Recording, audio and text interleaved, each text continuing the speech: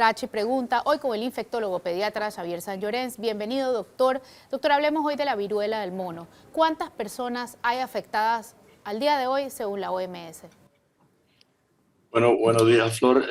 Ya se contabilizan alrededor de 50.000 personas infectadas en el mundo, sobre todo fuera del África, en Europa, en Estados Unidos, pero en todo el continente americano. Así que 50.000 es una cifra realmente relativamente alta, en más de 100 países. Grupos de población más afectados, doctor. La población más afectada hasta ahora, según las estadísticas, han sido población de edades entre 20 y 50 años de edad. Ese es el grueso de los casos. Y particularmente el 98% de esos casos ha sido hombres. Y el 97% de los casos ha sido en hombres que tienen sexo con hombres. Hay muy pocas mujeres infectadas, están en el orden del 1.5%. Hay muy pocos niños infectados, están en el orden del 0.3%. Y hay muy pocas infecciones que se han dado en el entorno domiciliario o en el lugar de trabajo, en el campo de la salud. Esos porcentajes son también muy bajos. Así que mayoritariamente la categoría principal de riesgo es hombre de 20 a 50 años de edad que tiene sexo con hombre. ¿Y por qué no aplica para mujer con mujer o no tendría nada que ver? Sí, ese es un buen punto el que menciona Flor. Lo que se cree es que la primera persona que sacó del virus del África fue probablemente un hombre que tuvo sexo con algún hombre, ya sea en viaje al África o una persona del África que vino y estuvo en contacto con esa persona, ¿no? De hecho, los primeros casos, los primeros casos en Europa se esparcieron después de una fiesta de orgullo gay que se realizó en las Islas Canarias, en una localidad marítima de las Islas Canarias, un pueblo que se llama Maspalomas.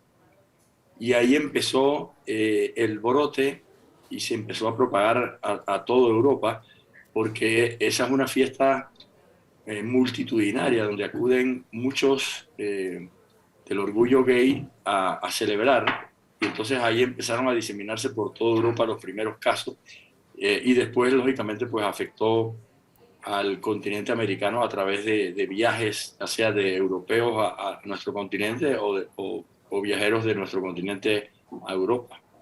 Y en la relación de dos hombres, ¿los dos tienen igual posibilidad de contagio o no necesariamente?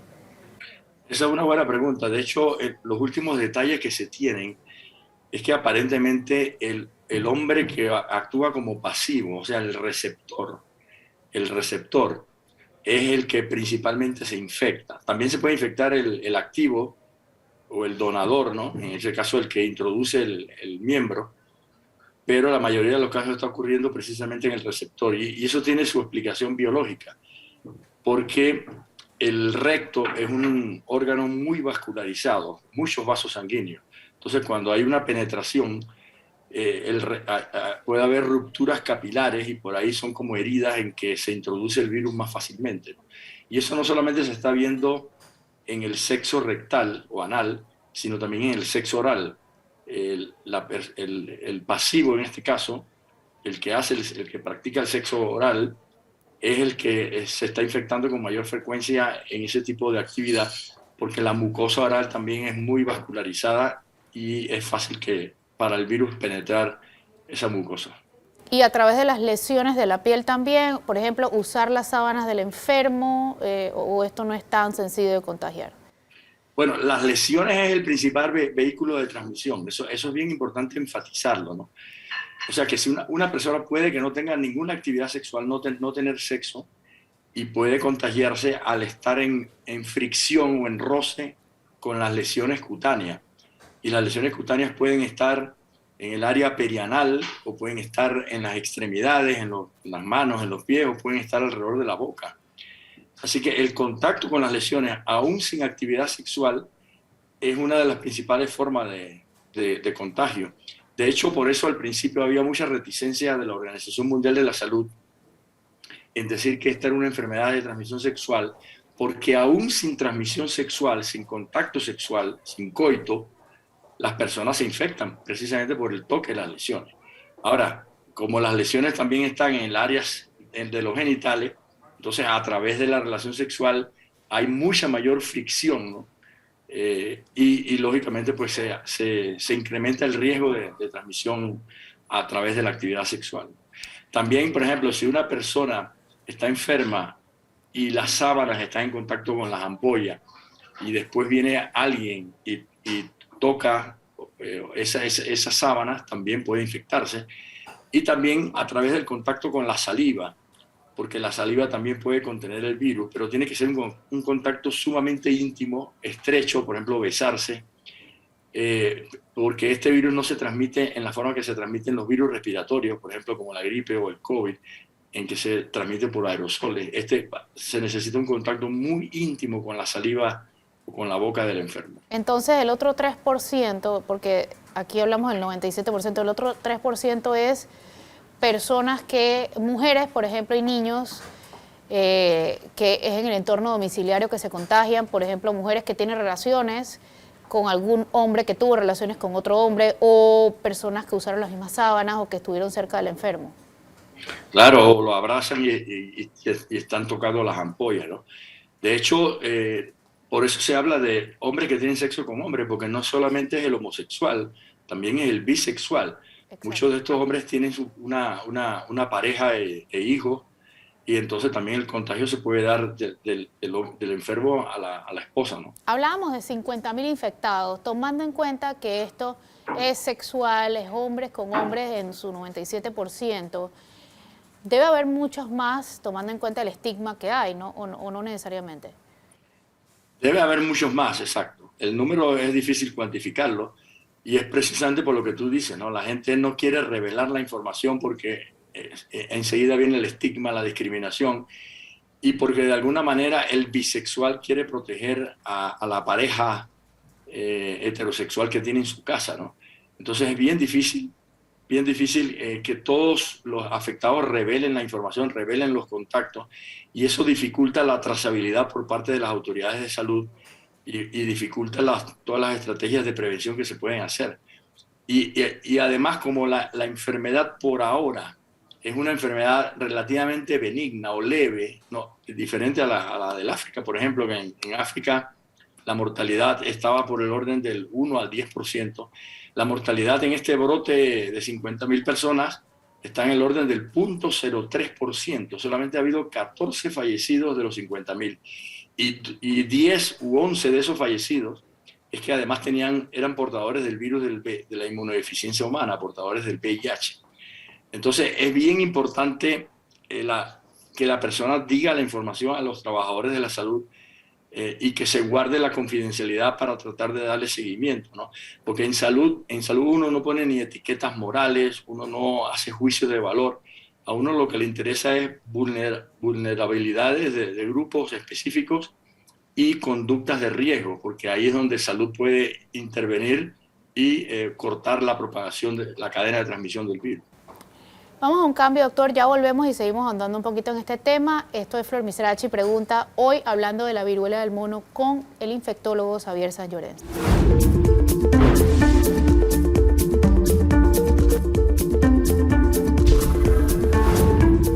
Ya de vuelta en Flor Misrachi Pregunta, hoy con el infectólogo pediatra Xavier Sáenz Llorens, hablando de la viruela del mono. Doctor, ¿cómo es el curso clínico de la enfermedad? Usted en el bloque anterior explicaba que la letalidad es muy baja. Pero ¿cómo es el curso clínico de la enfermedad? Salen estas pepas que hemos visto en las fotos, ¿duelen? ¿Dan fiebre? ¿Qué síntomas más hay? Bueno, hay varias cosas importantes que yo creo que conviene destacar, ¿no? En primer lugar, los síntomas iniciales son síntomas totalmente inespecíficos como cualquier otra infección, ¿no? Por ejemplo, la persona puede tener fiebre, dolor de cabeza, fatiga, escalofríos, dolores en los músculos, en las articulaciones, y puede tener algo bien característico que son ganglios linfáticos inflamados, ya sea en el cuello, en la axila, pero también en la ingle y en las regiones genitales, ¿no? Porque hay muchas de estas lesiones que aparecen en los órganos genitales, ¿no? Después de un periodo más o menos entre 1 y 5 días de tener estos síntomas iniciales, empieza entonces la erupción cutánea. Y la erupción cutánea es muy característica en la viruela símica porque empieza con una mácula, o sea, con una manchita roja. Después de esa manchita roja se hace una pápula, o sea, un bulto que uno lo puede tocar. Después eso se forma una vesícula o una ampolla en que uno aprecia que hay líquido en el contenido central de la lesión. Después se forma una pústula con un centro deprimido, un centro umbilicado, como si hubiese pus con un centro hundido. Y por último viene la costra y después se cae la costra. Y lo característico es que las lesiones empiezan de forma secuencial, ¿no? Primero mácula, a los 2 días pápula, a los 2 días vesícula, a los 3, 4 días pústula, a los 5, 7 días la costra. Entonces eso es bien característico. Estas lesiones cutáneas duelen y también se asocia a picazón. Pero O sea, ¿cuánto dura bien, todo esto que me ha detallado? ¿Cuánto dura? todo este periodo de los síntomas iniciales hasta la desaparición de las costras dura entre 3 y 4 semanas. Y ese es el periodo básicamente contagioso del enfermo, ¿no? ¿Y Cuando tiene los síntomas... cuándo se requiere hospitalización? Bueno, antes de entrar en eso, yo creo que es importante también mencionar que la inmensa mayoría de los enfermos de este brote han tenido menos de 10 lesiones. Porque a veces, por ejemplo, nosotros vemos en los medios de comunicación, vemos en los periódicos, los brotes de África aparatosos con miles de lesiones de forma horrorosa. Pero este no es el caso de este brote europeo. A veces hay pacientes que solamente tienen una lesión o menos de 5 lesiones. Entonces, no es tan desfigurante como se ha visto en muchas fotos que se ponen por ahí, ¿no? Y alrededor del 8% ha requerido hospitalización. Y hay 3 razones para hospitalizar hay 4 razones para hospitalizar a un enfermo. Que no haya aislamiento en su casa, no haya forma de que esté aislado. Entonces, para seguridad de su entorno, de sus familiares, pues se aísla en un hospital. O que tenga una lesión en el ano, una inflamación del ano que se llama proctitis, que es muy dolorosa y el paciente requiere usualmente analgésicos potentes de tipo morfina. O que alguna de las lesiones cutáneas se haya infectado, entonces se forman abscesos donde están las lesiones cutáneas y hay que drenar el absceso, hay que dar antibióticos. Y la última razón, que es la muchísima menos frecuente en este brote, es que sea una persona VIH positiva y que tenga una enfermedad grave diseminada. Estos son la minoría de los casos, afortunadamente, pero esa es otra razón de hospitalización. Pero curiosamente es la tasa de letalidad más alta entre los VIH. Sí, pero aún así 0.03% es muy baja, solamente 14%. Y hay que mencionar que el 40% de los 50.000, estamos hablando de 20.000, son VIH positivos. 40% portan el VIH. Entonces, de esos 20.000 portadores, muy pocos han fallecido. ¿Y los factores de riesgo para que alguien sufra más grave la enfermedad? Que sea VIH positivo, ¿no? Si tiene VIH positivo, se ve que la enfermedad tiende a ser más grave, hay más necesidad de hospitalización, hay más lesiones, hay más número de lesiones y puede haber más complicaciones. Así que ese es un factor de riesgo. El otro factor de riesgo es que la persona tenga un cáncer o tenga algún otro tipo de inmunosupresión o que esté, por ejemplo, desnutrido, como se ha visto, por ejemplo, en el África, ¿no? Los desnutridos tienen también un mayor riesgo de progresión a una enfermedad un poco más grave. También en África se ha visto que un factor de riesgo de gravedad es un niño infectado o una embarazada infectada. Eso no lo estamos viendo por ahora en el brote occidental nuestro, afortunadamente, pero hay muy pocos casos en niños y en mujeres, así que habría que esperar un poco la evolución con el tiempo para ver qué pasa. ¿Hay manera de protegerse? O sea, ¿cómo evitarlo? Se habló, por ejemplo, de que la vacuna de la viruela humana servía para este tipo de viruela también, pero ¿cómo ha avanzado eso? La principal medida para no contagiarse es evitar la conducta de riesgo, ¿no?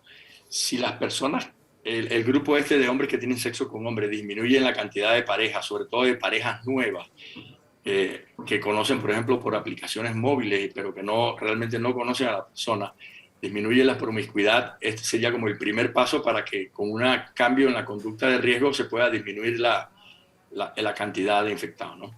La otra posibilidad es la vacuna. Hay una la vacuna que le pusieron a las personas mayores de 50 años, hace 50 años, de la vacuna de la viruela humana, ofrece cierta protección. Se había hablado de un 85%, esto probablemente no sea así porque ese estudio fue hecho 10 años después de la aplicación de la vacuna de la viruela humana y fue hecho en África, donde hay viruela símica desde hace mucho tiempo, ¿no? Así que ya han pasado 50 años de eso. Yo no creo que la efectividad de la vacunación esa de la viruela humana tenga tanta potencia en el tiempo, así que debería ser menor. Sí puede haber algo de protección cruzada, pero debería ser menor. Pero ahora ya tenemos una vacuna específica para la viruela símica. Hay varias, pero la principal, que es la que tiene menos eventos adversos y la que se tolera mejor, es una vacuna que se llama Jynneos en Estados Unidos, en Europa se llama Immabune, y esa vacuna son 2 dosis aplicadas de forma subcutánea, aunque se pueden aplicar también intradérmica. Y esa vacuna es muy buena para proteger al contacto del enfermo. Eso se llama profilaxis post-exposición. O sea que no solamente tienen que ponérsela a los hombres que tienen relaciones sexuales con hombres. Bueno, lo ideal sería, si hubiese suficiente vacuna, es que todos los hombres que tienen sexo con hombres se la pusieran, pero son muchísimos y no hay tanta vacuna, porque solamente hay un laboratorio que lo produce en el mundo, ¿no? Entonces, como no hay tanta vacuna, lo que se está haciendo es la profilaxis post-exposición. A los contactos del enfermo se les vacuna idealmente en los primeros 4 días de contacto. Si es en los primeros 4 días, la prevención se logra casi en el 100%.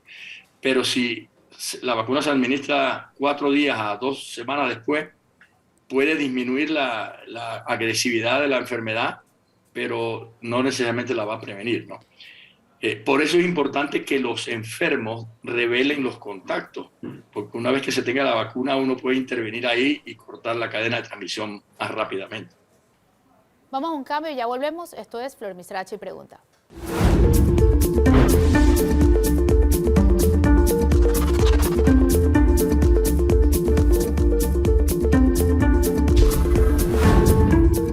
Ya de vuelta en Flor Mizrachi Pregunta, hoy con el pediatra infectólogo Xavier Sañorens. Doctor, para terminar el tema de la viruela del mono, ¿el condón sirve como método de protección o no para esto?